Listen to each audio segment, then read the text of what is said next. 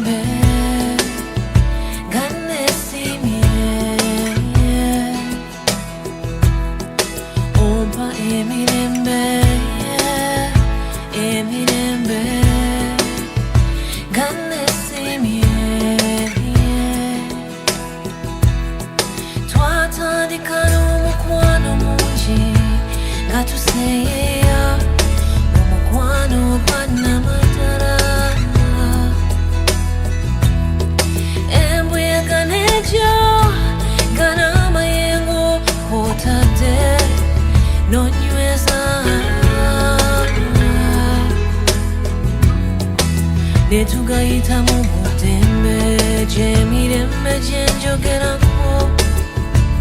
Oh yeah, yeah. Ompa emirembe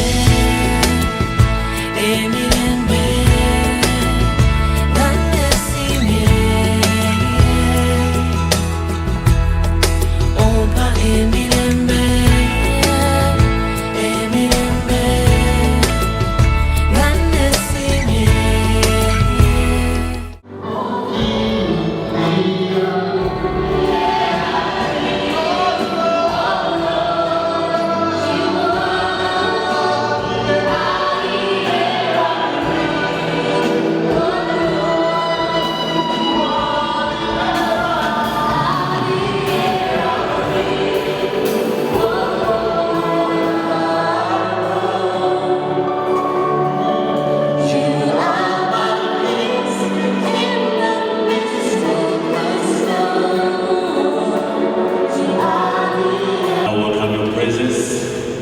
acknowledge the Holy Spirit, that it's you who joins these two people. Thank you for the privilege you've given us that we can be vessels that are used of your Lord. So Father, we lift your servant, his grace and bishop, as he presides over this wedding. The Father, you equip him with all he takes to make this a memorable moment for us as a church, but that your name shall also be glorified through our ministry today. This we pray in Jesus' name. Amen. Tubaniriza mwenna tukubire Katonda engalo nga tubebaza okugata awamu Joseph Makanga ne munne Margaret Alima okufumbirigana okutukuvu. Ekigambo eky'ekitiibwa Katonda kyalagira abantu nga tebanaba kwonoona, ekitulaga okugattibwa kwa Kristo n'ekkanisa ye okw'omwoyo. Ekigambo kino ekitukuvu Kristo yakisiima era yakisamba ekitiibwa bwe yali mu Kaana eky'e Ggaliraaya yasookera okukola ekyamagero. Ekigambo kino Pawulo omutukuvu yakisiima nga kyakitiibwa eri abantu bonna, era ekiva kigwanira omuntu obutakikwata nga tamaze kulowooza, takyanguyiriza olw'okwogomba okw'omubiri, naye akikwate ng'atya olowooza ng'ateeseza bulungi nga yeegendereza atya Katonda, ng'ategeera okufumbiriganwa kyekwava kulagirwa. Ky'olubereberye kwalagirwa bombi babeere wamu basanyusanenga babeeraganenga, era nga bwe kibagwanira bombi bulungi n'emubiri. Ekyokubiri kye kiriwa kwalagirwa abaana bazaalibwenga bagumirirwengamu kya Katonda erinnya ly'ekitukuvu litereerezebwe. N'ekyokusatu kwalagirwa okuwonya obwenzi, abantu abatayinza kubeera awo bawasenga era bafumbirwenga, bigenderezenga ng'ebitundu ebirongoofu by'omubiri gwa Kristo. Kale obanga waliwo omuntu yenna ali wano amanye ensonga ey'amazima ebalobera Joseph Makanga ne Margaret Nalwima gattibwa wamu, ajja tuleka kale.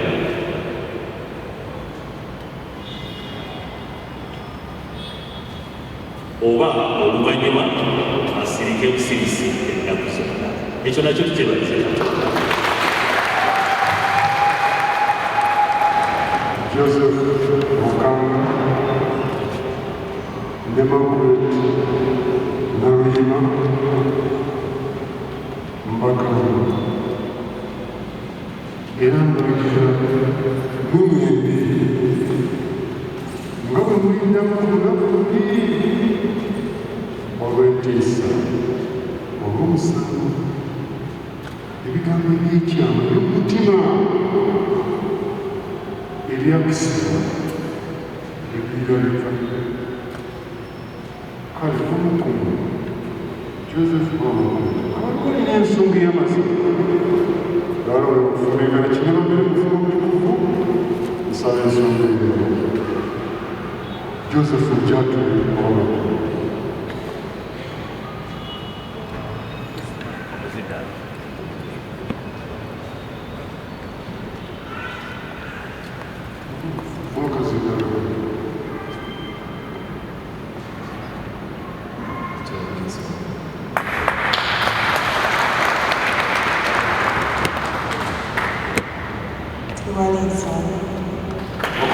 Joseph Makanga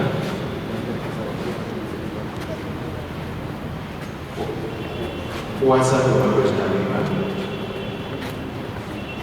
okuba omukazi wange gwempasiza okubeera naawe okusooka omubiri ne mulungi obugagga ne bwavu obulwadde ne bulamu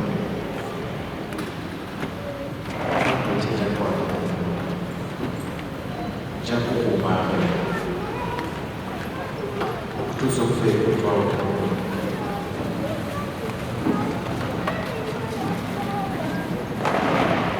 Katonda bwe yalagira Margaret naye bwentyo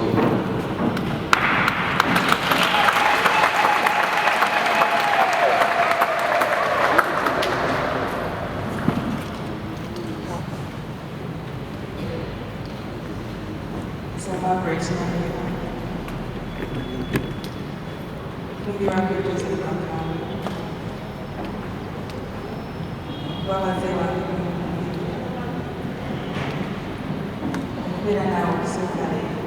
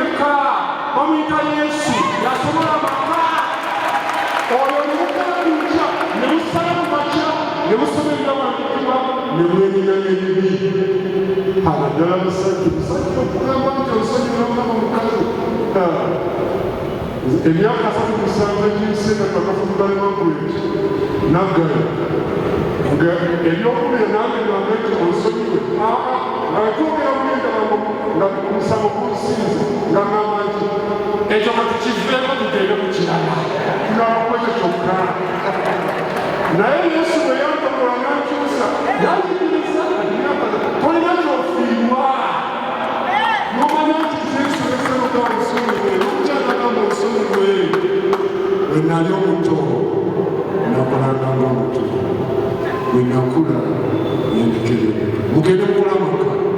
waffe n'omwana n'omwoyo omutukuvu.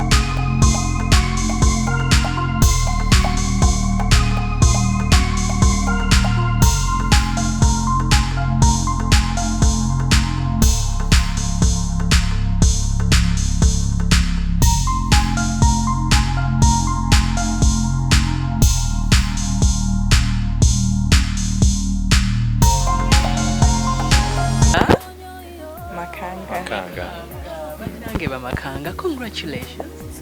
Thank you so much. Chala ngonyumye. Webale kusiima. Nyereka ndoza wazze nayo. Wekiri. So nice. Oh, thank you. Otunulira mukyala wo ssebo. Oyagala mugamba. Margaret, you look so beautiful. Anyiridde nnyo kugamba surprise nze badde sikisuubira.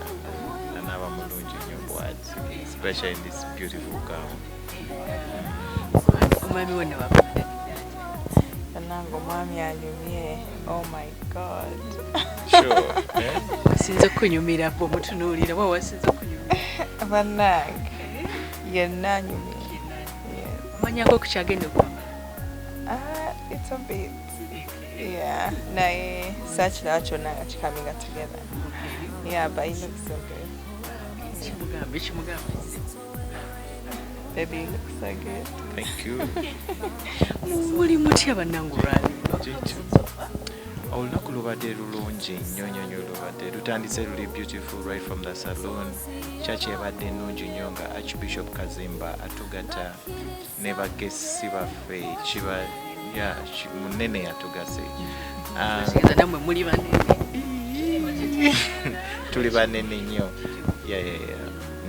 So good. Olabye otya mukyala wo ng'ajja atambula bamukuleetera kiki mbadde ku tension y'amaanyi kuba adilayinzeemuko katono ne ŋŋamba kiki omukyala wange tabanga ekyusizza so mbadde ku bunkenge nnyo mbadde kubirira awo best man of course abadde alina okukola omulimu gwe best man adde alina okukola omulimu gwe so naye nga obunkenge obadde bw'amaanyi ne Archbishop nangumyambu omukyala natera okujja naye kati lwaki oludde Anti abakyala obimanyi kano kali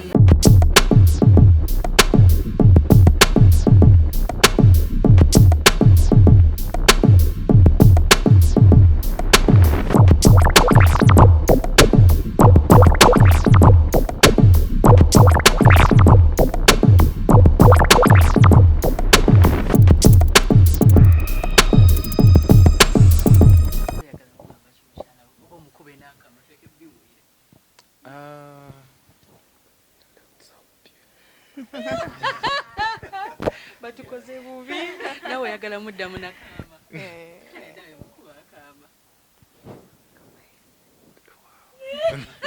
kati kale ndowooza tubaleke mwebaze ku bantu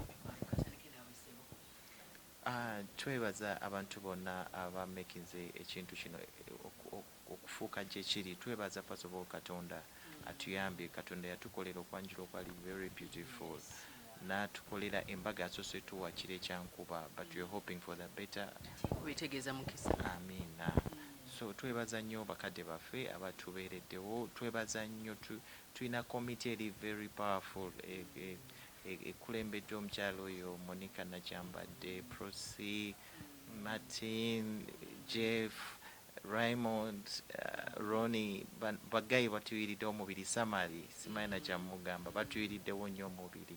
Tubeebaliza ddala nnyo ne Delta TV okutuzuula netunoonya negamba the most beautiful couple in town. They met in Kingstone, Kingstone University. Exactly. Abasinkana bali nga agenza okugula obunyeebwa namulinya ekigere. Yeah, twebaza nnyo n'abatusobozesa okumeetinga each other. Twebaza omukyala Amina tetusobola mubuusa amaaso, Ken, Henry, abo n'Abannayuganda twali nabo mu Kingstone, Rwachimari, Obine Oji. Abansobozesa okumeetinga Dr. Maggie.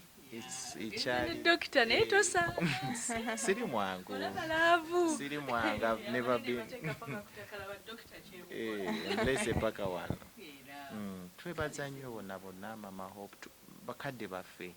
Ya mzee Msoke, Uncle James, tubeebaza nnyo mutubeereddewo nnyo. Ya Ronnie, tumwebaza Ronnie Sebunya best man wange. Man, siri mwangu. Naye ambeereddengawo kugamba buli kimu kyonna naye nga kyemmanyi ndi musajja wa mukisa. Sometimes ebintu tebiba very clear naye be ending up nga biri beautiful. Yeah, ekyo nkiwebaliza. Kinolira omwami wo wawe oyagala okwata mu face we okwatewo okube wakayi.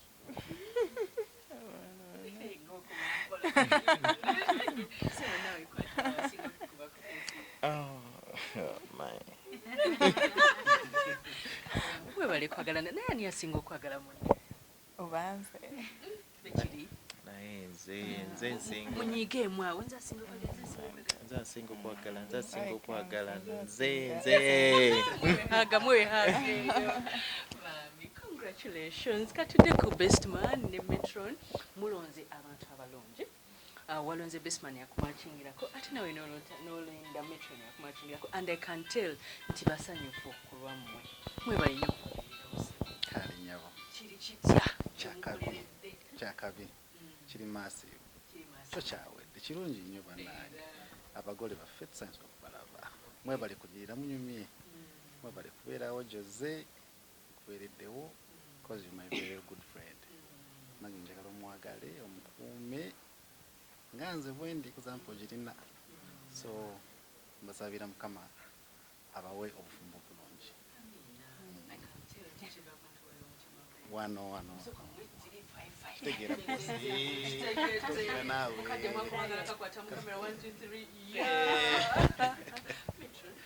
I'm fine, thank you. How are you? So beautiful. Thank you so much.